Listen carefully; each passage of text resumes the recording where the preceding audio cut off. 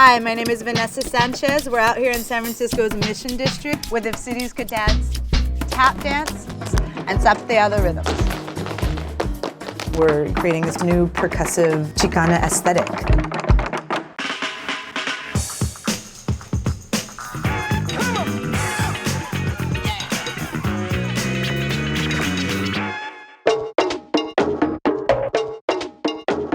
This is 24th Street, heart of San Francisco's Mission District. La Misión, as some call it, the hub of welcoming Latino communities who are migrating to this country.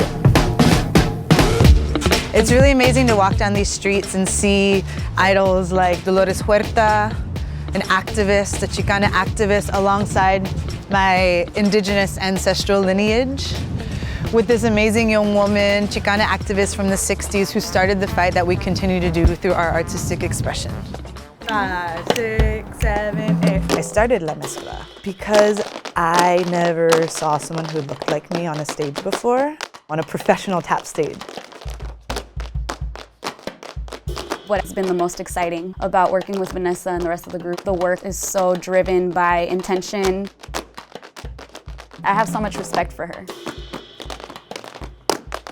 In La Mezcla, we approach tap dance as a dance of resistance, dance of survival. We're trying to push how tap dance is seen.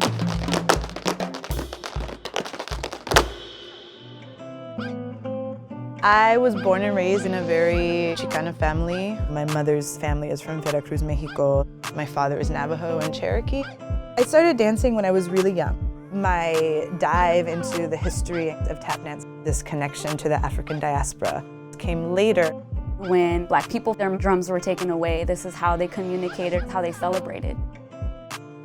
Brown femmes partaking in this Black American tradition continues this legacy of resilience. Making music with my feet always felt right in my body. I lived in Veracruz, Mexico for a couple of years, where I studied on Jarocho Zapateado, which is traditional footwork from Veracruz, Mexico. Like tap, Son Jarocho is rooted in this element of call and response. In the community gathering called a fandango, everyone is a musician, everyone dances. And the son goes on as long as the participants go on. I picked up the rhythms fast, and with a couple of friends, started this thing called zapatap. I would teach them some tap material. They would teach me Son Jarocho Zapateado. And this concept kind of clicked for me, this mixture. I decided that this is how I'm going to reflect my Mexican-American identity. I came up with this show, Pachuquismo, performing these two dance forms together through this story set in the 1940s in Los Angeles, California, when young Mexican-Americans adopt this African-American jazz scene, and they adopt the zoot suit and these big hairstyles.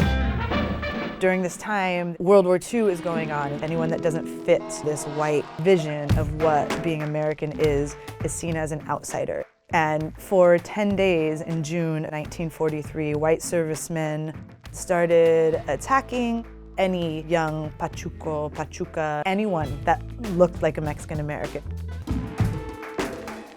And with this crazy media sensation that was going on, Mexican American women were villainized.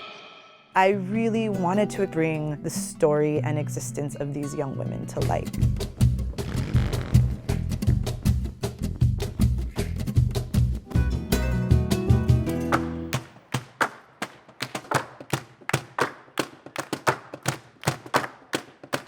Pachucas.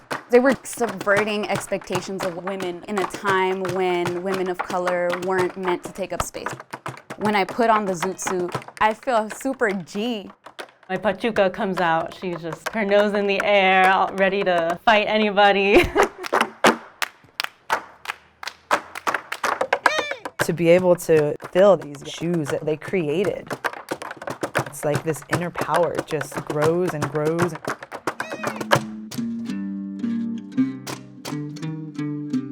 If we don't look back and revisit these things that have happened to our people, how are we going to change them moving forward? Systemic racism, white supremacy, this is still part of what we struggle with. But throughout history, there's these women that rise up and fight for their right to thrive, their right to exist.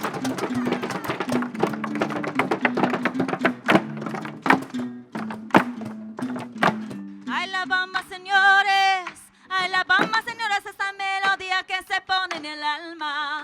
Que se pone en el alma, luce alegría y arriba y arriba. Performing these two dance forms together, I found a space and a medium to tell my story.